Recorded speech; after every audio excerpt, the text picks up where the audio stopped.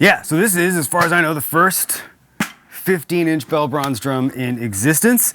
It weighs about 20 pounds. One of the reasons it's so much less as far as weight is concerned from those HLDs is that it's got triple flanged hoops on it. But at some point this fall, my good buddy Alan from BK is going to make me a pair of cast bronze hoops for this guy, and also for LeBron's James. So both of those guys are going to get like a 10 to 15 pound weight addition at some point this year to try out, which should be kind of cool. It's going to dry them out. It's going to make them super punchy. Anyway, because I already took care of the bottom head, I figure let's play it as is for a second. So we got a G1 on here. We'll see what it sounds like. I've got it muffled right now. We've got a trick throw on here so I can give 3 different types of snare response. But then we're going to pop these off. We're going to try the other heads. And yeah, hopefully we're not sitting around here for like 35, 40 minutes like these last couple. Keep it a little bit more engaging. And yeah, we're on the big kit. And of course, we've got the studio rolling. So there's going to be great audio for when I post this later. So I'm going to shut up. I'm going to hit this thing. And yeah, then we'll get to it. We'll have some fun.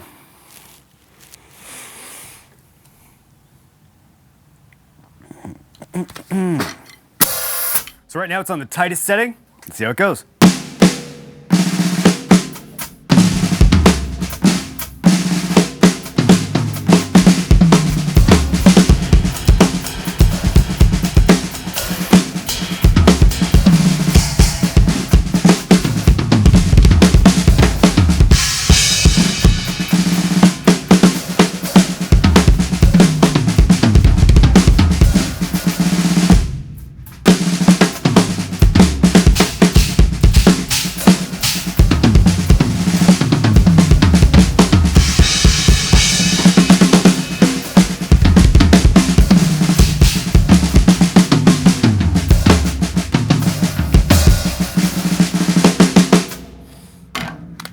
I'm almost sad. It sounds so good right now. I kind of don't want to change the heads, but we're going to freshen them up because we're going to do some A/B tests with some of the other bronze drums once I get them sort of all done. So let's hear it on the sort of fat wire setting. We'll hear it without the muffling, and then we'll pop this head off there.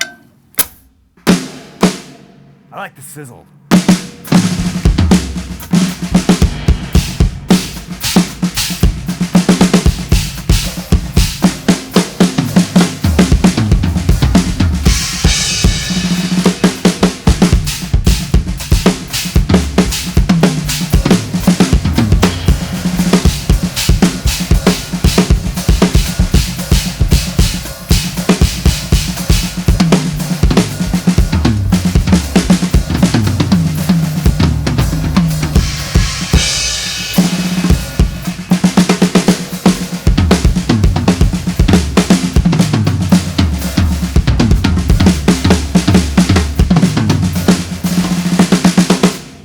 Cool.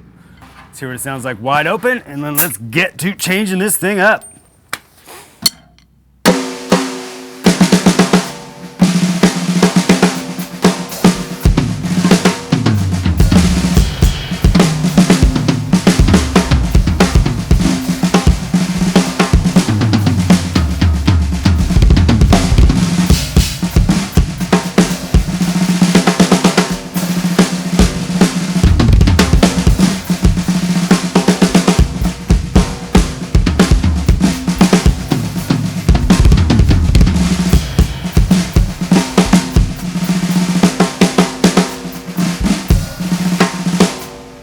Tighten it up.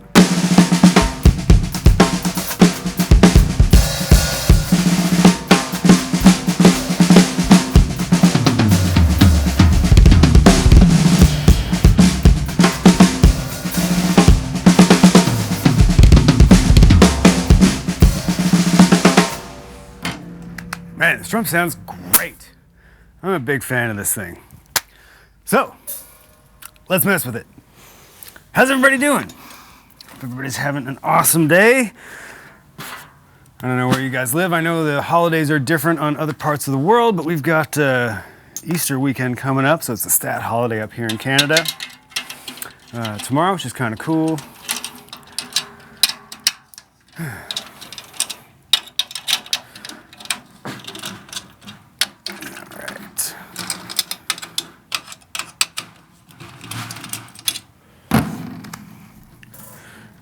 Drill. That's not the way we want to go.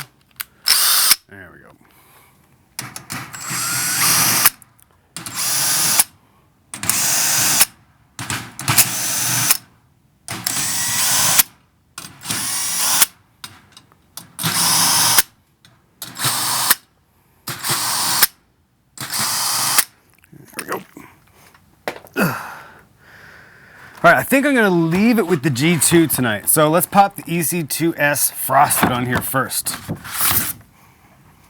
I don't know if I've ever really found a snare drum that I love the frosted heads on. I've tried them on a couple, and they sound just a little weird to me. But that doesn't mean that's how this is gonna go. Let's find out. I have no idea. I've never tried one on bronze drums, so that got out of the way. I mean, it sure looks cool. Okay.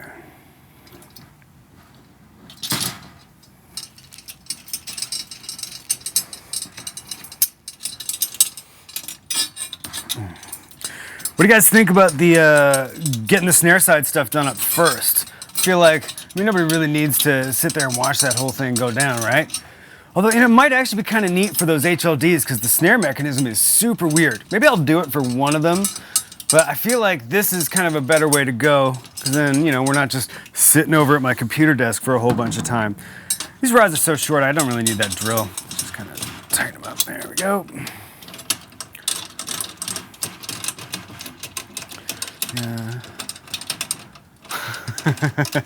Yeah.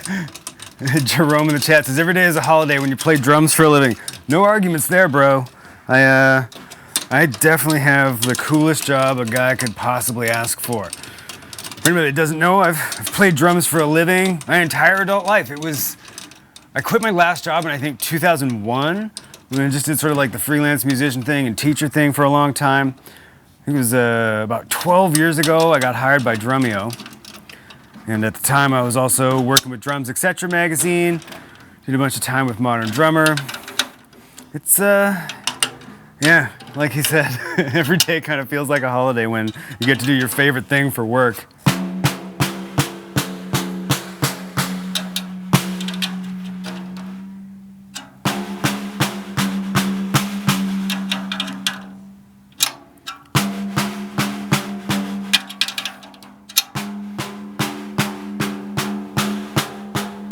Man, that was quick. Okay, let's check it out. So this is probably way too low, but let's see what it does.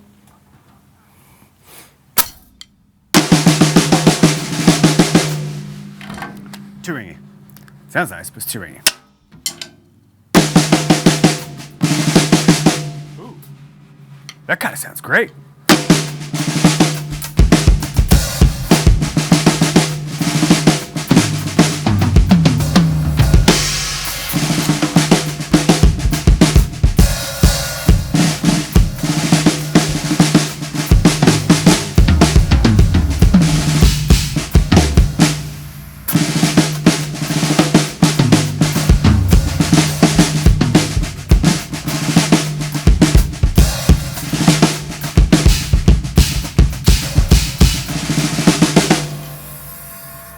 Fatter.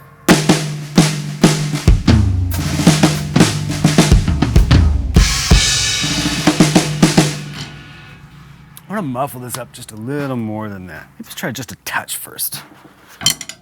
That was not the right choice. Let's try this guy.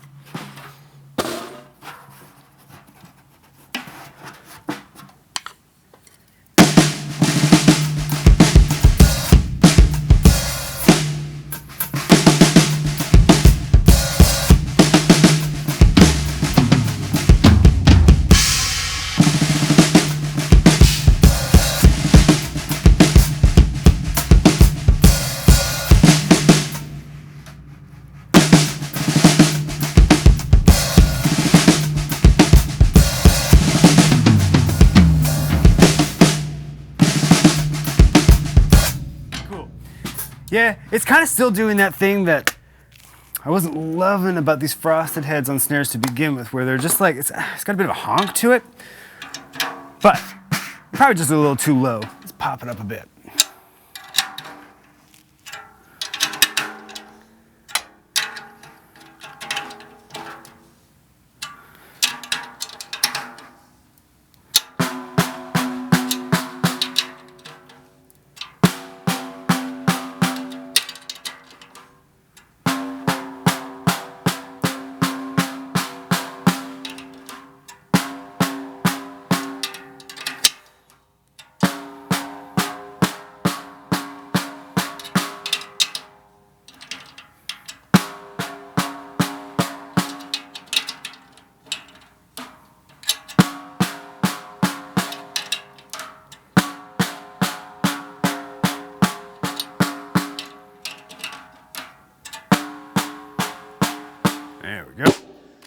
love tuning with 2 keys. It's just so fast. All right. Ooh. Shit, that's surprisingly nice right away.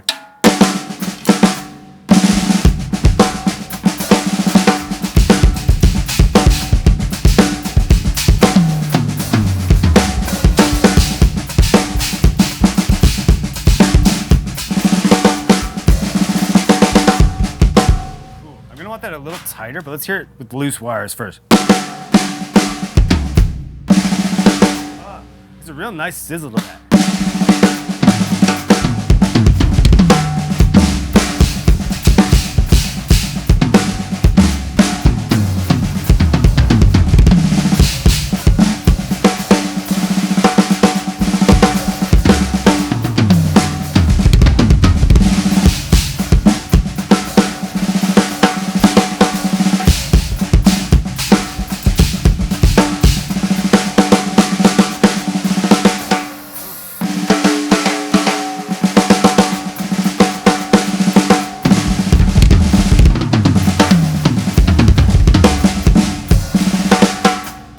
Cool. Let's muffle that up a bit.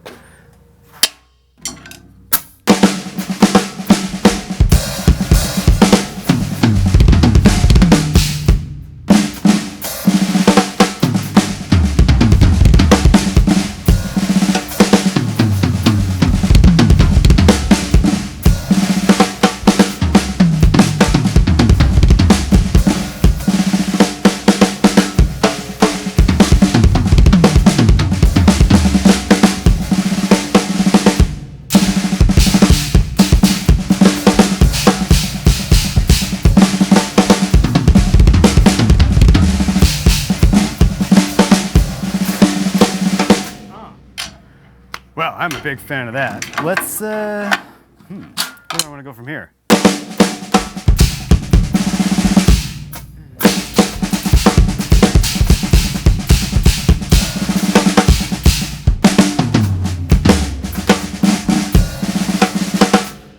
Cool. Well, this drum probably doesn't want to be too much higher, but let's do it anyway. Let's see what we got. That actually sounds surprisingly good. I think that might be the nicest I've heard a frosted head on a snare drum so far, at least on my stuff. Then again, I don't really experiment with them a lot. This is probably one of like maybe 2 or 3 times I've ever tried one. Speaking of which, thanks, Larry. I wouldn't have chosen this one, but when they didn't have the HD dries, he kind of came back with a couple other options, and this was one of them. I was a little skeptical, but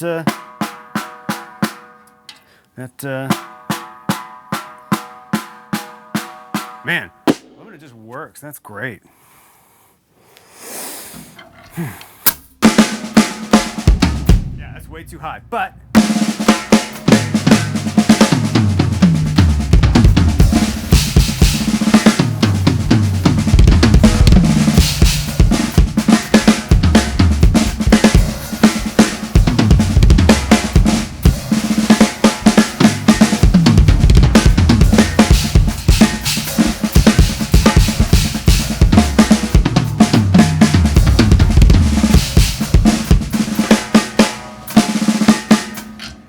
muffle it up a bit.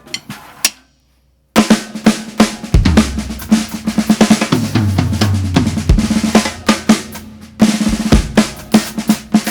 little more out of this. Much.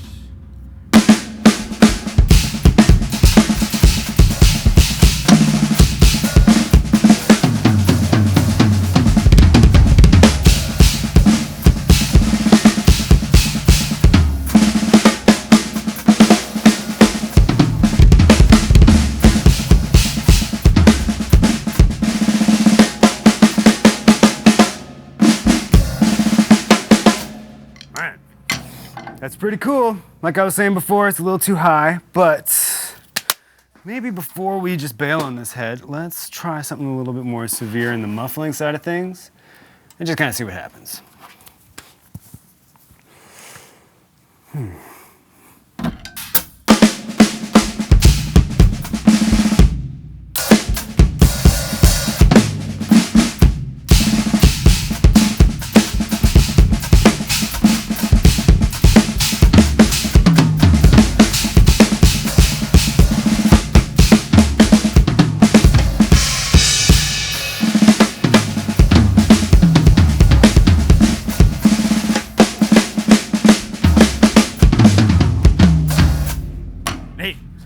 All right.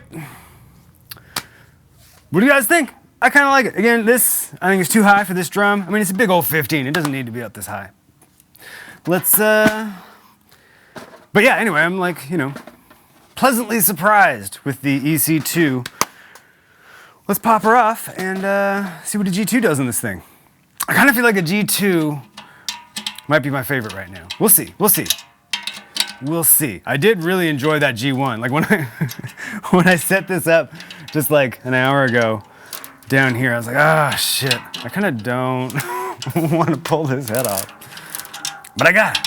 I got it. It's not like I can't just put it back on if I want. It's right over there. Okay. Well, that's... Now, it's one thing to spin these on by hand. I'm going to still zip them off with the drill.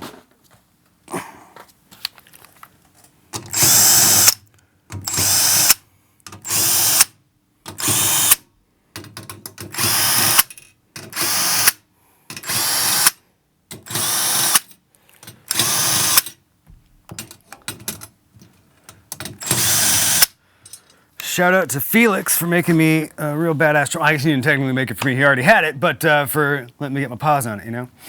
Let's get this head out first, because I don't really have any moving around space back here.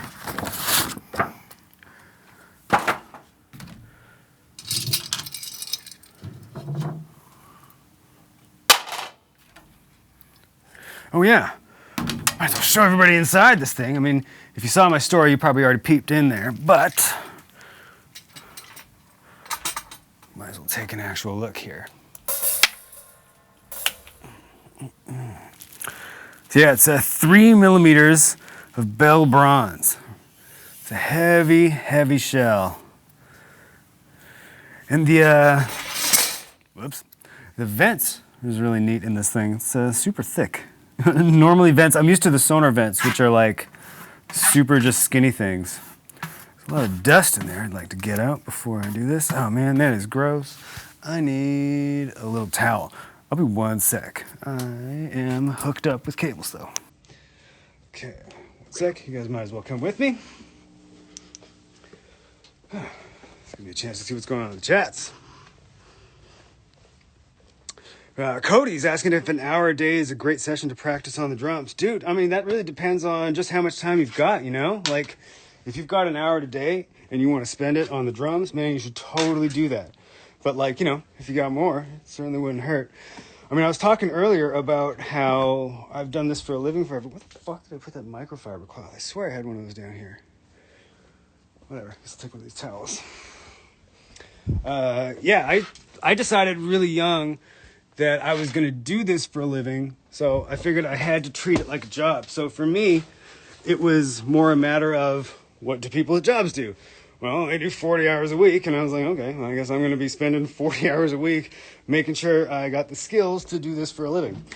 So, I mean, if you've got an hour and that's all you got, I'm not trying to throw any shade at you for that. All I'm saying is, you know, you kind of can't do too much if you want to develop your skills, you know? Okay, let's get some of this dust out of there before we put the head back on.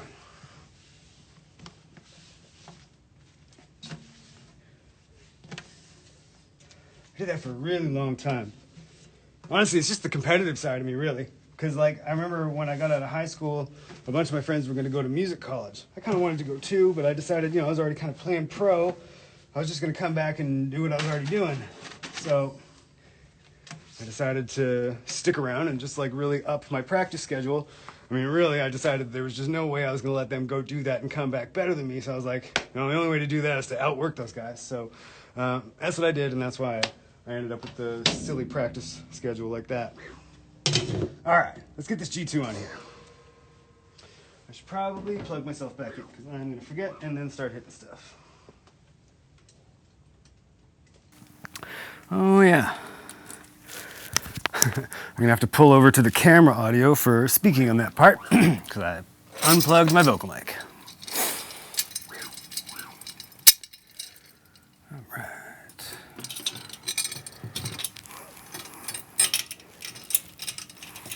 And you know, another thing to say about on that exact same topic is like, it really all depends on your goals. Like, what exactly do you want to accomplish on the drums? Like, where do you want to take it? Like, everybody says, oh, I want to do it professionally, but like, is that actually the kind of commitment you want to put into it? Because, you know, there's an important thing is to be like clear with your expectations versus your actual level of participation. Like if you have 8-hour day expectations on an hour a day level of commitment, then that's just kind of like basically asking to have some disappointment, you know?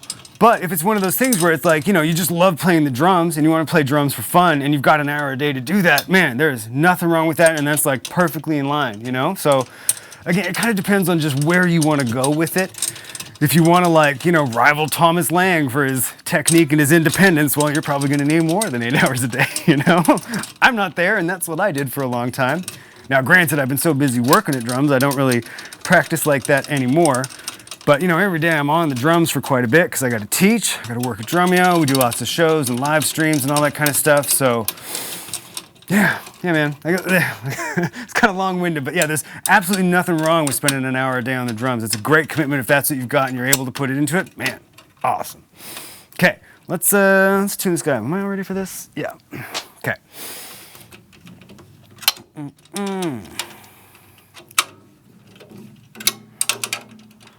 And kind of like on all the previous ones of these, I always just take them up to just where they make contact, and then I tune them up the same amount. And I'm just doing that by feel. Like, I'm just pushing it till I get the same amount of resistance on about the same amount of turn. And as you guys have heard, this thing is tuned up real fast every time that I've done that so far. Of course, now that I just said that, this one's probably gonna be wonky, but yeah, totally. This guy was talking while I was doing it. That's okay. That's okay. We can just spend some time.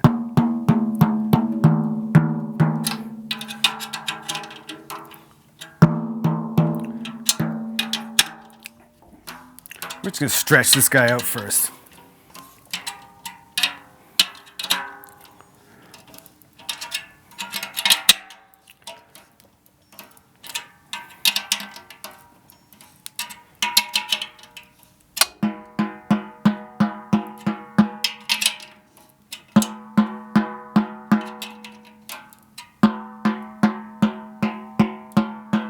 Cool. This is gonna be way too high, but when you stretch them, I like to give them a little bit of a whack first and then pull them all the way back down and start from scratch. Let's give her a smack.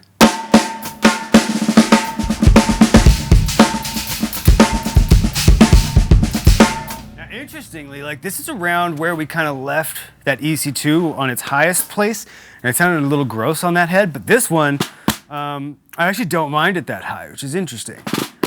I don't know what specifically is different that's making it kind of just sound better at a similar tension, but I think it's just like the more traditional coating. So, let's see what we got here. Cody again asking about tuning floor toms. For floor toms, you're probably going to want to go a little higher on the bottom head than the top head. I usually like to go with the top head as low as I can get it without it sounding growly and gross, and I tune the bottom up for resonance. And a lot of the time, I mean, it's probably not going to sound great through the phone, but if you watch this after when I sort of mix it with the studio audio, I mean, these things sound killer, and that's exactly what I've done there. This is probably like, well, you can just hear it. Yeah, way lower on top, and the bottom is giving me a bunch of resonance.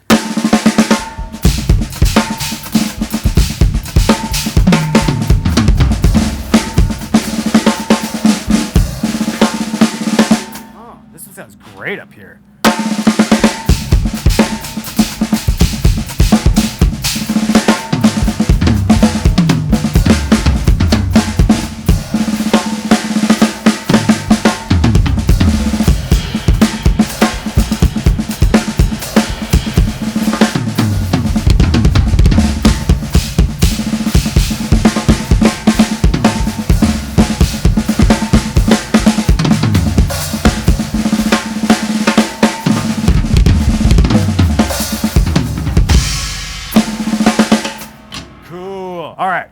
Now I feel like this G2 is also going to perform really well down low. So let's pull it pretty much all the way back off and start from scratch. Now it's been a little stretched out. It's probably not going to be so sour while we got it down there. But even if it is, I mean, another kind of thing about snare drums is like the lower you tune them, the more you're probably going to need to muffle them, because they get really kind of just, I don't know, they resonate a lot in a way that's kind of almost gross. Now, when I say gross, it's kind of context dependent. Sometimes gross is like exactly the right tool for the job. You might be on a session and like, that's just the sound you want, just like, bleh, kind of snare sound. And yeah, sometimes it works. A lot of the time it's too much, but yeah, I don't know. I kind of like everything. Like, you know, it's funny, like some drums that I have, I kind of keep them even if I don't love them. And you kind of learn to love them over time. It's like, you know, you find things like character of the drum that's just like, oh, I didn't really hear it like that before. All right, so we're back down to nothing. Let's start pitching her up. I'm gonna be quiet this time so I can actually pay attention.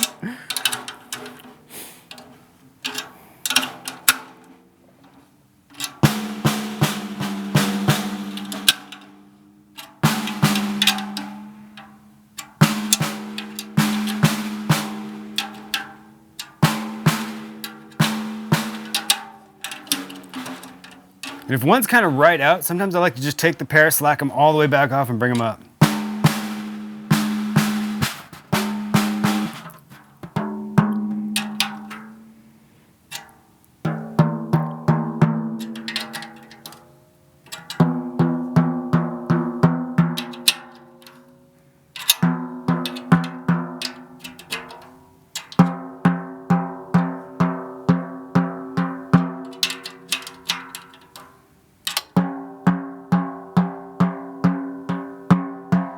There we go.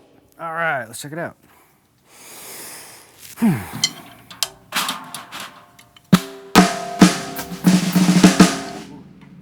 Fatter. Further back.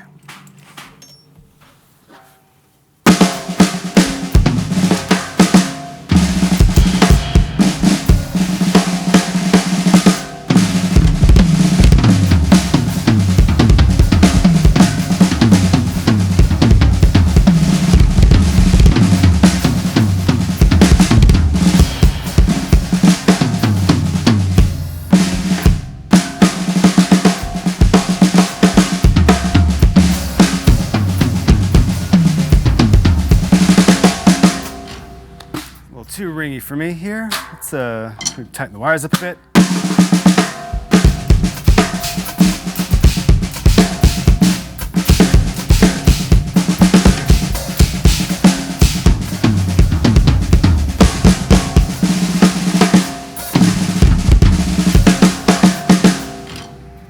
Still a little much. Just maybe muffle it. I still want to try this lower still, but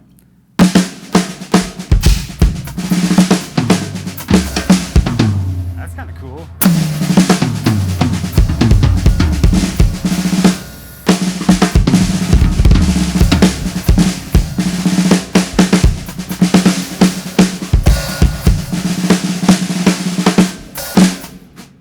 That's Ken.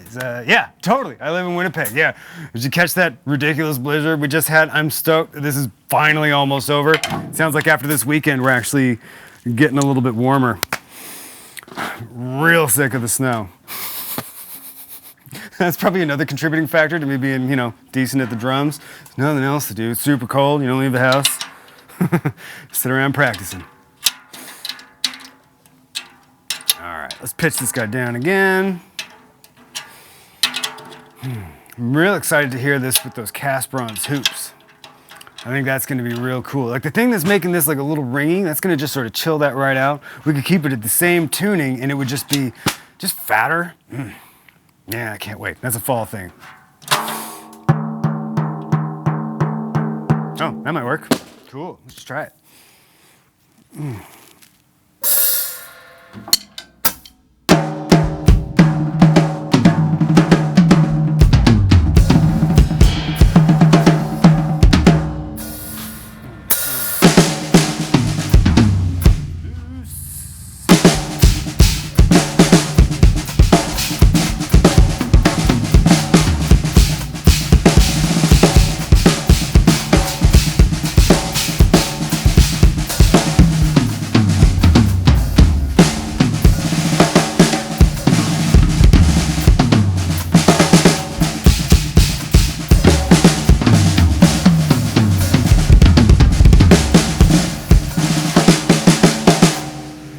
Cool. Way too ringy. Let's see what it sounds like with a little muffling. Yeah, but this G2, because it's kind of like, you know, what you'd put on a tom, it's real resonant, which is just not what I'm going for on a snare drum.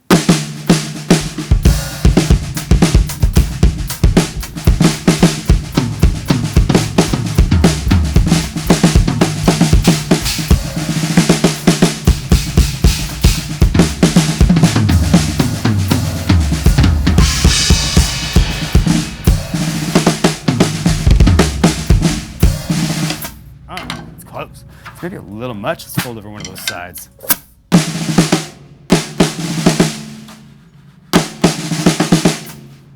Both over.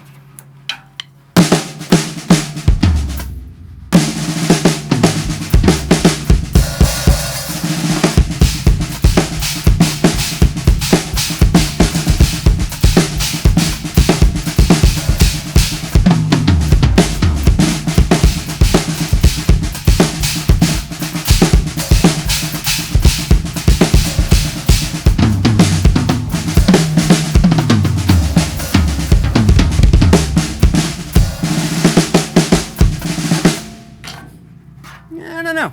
I'm kind of loving it down here.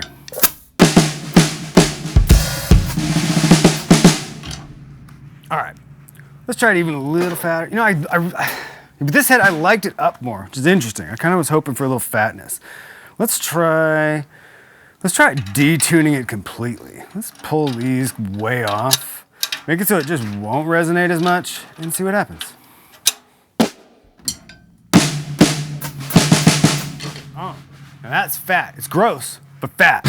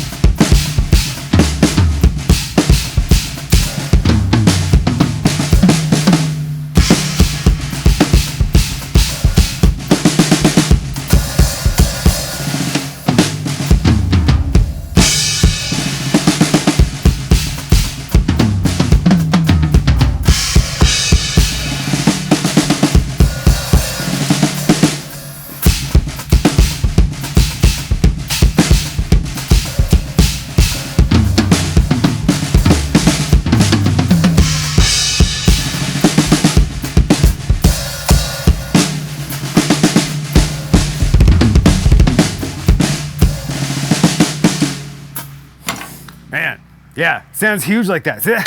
That's kind of an interesting thing with snare drums. I mean, if you really think about what we're trying to accomplish, it's some smack with kind of a white noise burst. You guys just saw me do that, right? I took these 4 lugs and just detuned them. Like they're off, like I could finger pull them off almost. Yeah, and it sounds great.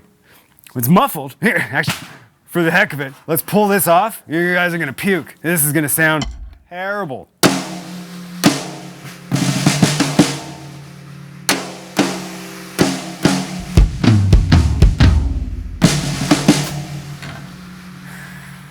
It's actually a lot more resonant than I thought, especially considering how extremely out of tune half of it is. But yeah, this is kind of cool. I'm digging it. Honestly, I still think I like the G1 I had on it first best. Maybe I'm just used to it, but it sounded the most how I expect and want a snare drum to sound. The G1 is just like, I don't know, it's my go-to starting place with everything because it kind of just gives you a good idea of what a drum's gonna do. It sounds a lot like a Remo Ambassador. I mean, of course, it's basically the same specs. It's a 10 mil single ply coated head. But the thing that I like about the G1 over an Ambassador, and it's a subtle thing, is that there's like a little dry spot about the size of a dime in the middle. If you just like focus your backbeats there, man, they sound good. And usually you can get there without any muffling, which is nice, because then if you pop it on the edge, you get a nice ring on it too. You get a real, like a huge contrast of sounds that you can get out of the drum without having to dry it out too much. I still wish there was an HD dry in 15. I think that would sound great on this thing.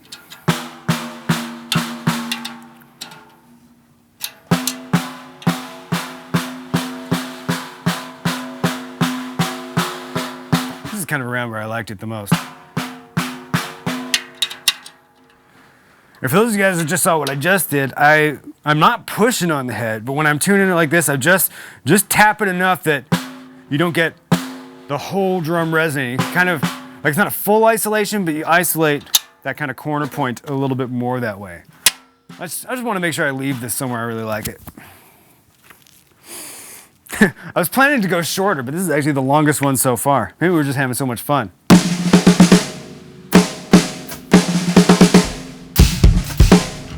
little too much, actually.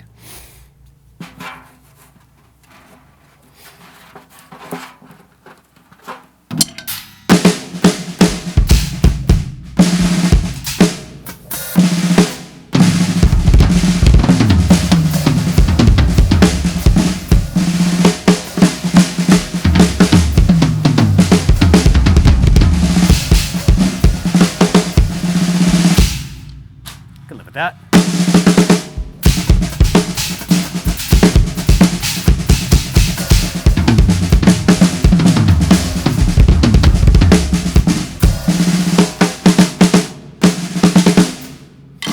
Cool. All right. Well, I'm reasonably happy with this. So, I guess that's basically going to call it for the day, but let me see if anybody's got any questions or anything like that just before we wrap it up. Going on here.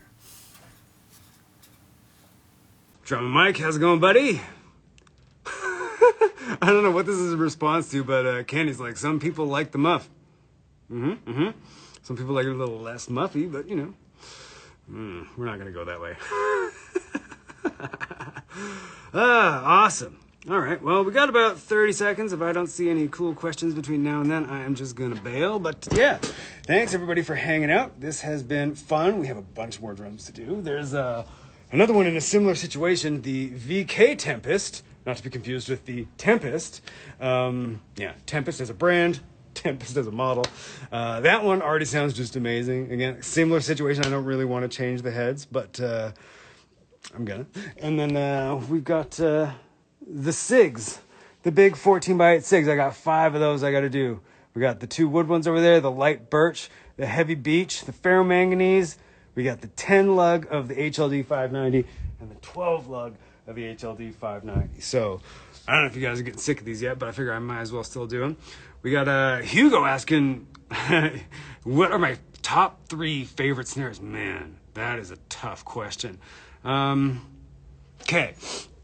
This is not going to be a perfect list. This is one of those things where like that changes as often as I change my shirts. Like it's, man, I really couldn't just pick 3. But if I had to pick 3, the 10 lug 590 is straight up fucking magic. I love that thing. It is one of the most amazing sounding drums I've ever played.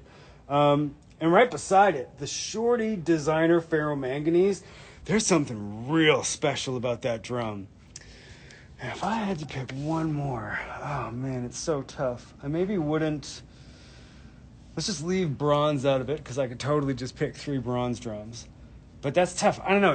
It's a toss up. Maybe between my beech heavy 13x6.5 in African marble. There is pretty sexy.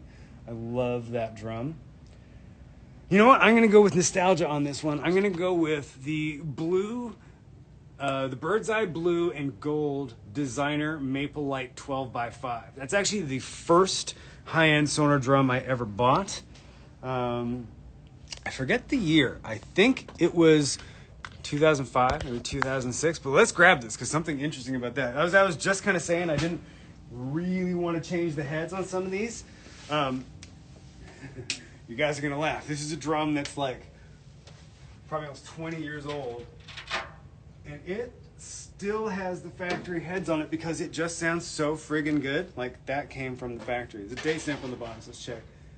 It's oh, it's an 8. It's slightly younger. So I got this in 2008.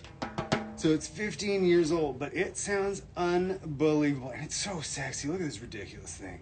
Interesting thing about the designer 12s, and only the 12s, they have 2 vents. I don't know why. I got 6 designer snares, and only the 12s. My other 12, this guy, also has 2 vents. It's weird. I don't know why they did that. I should maybe ask. I don't know. It's been so long since they've had the designer series as a product they make that they probably wouldn't remember. But anyway, that's gonna wrap it for today. Thanks for hanging out, everybody. This has been a blast, and like I said, yeah, we got some more of these coming up. So have a good one.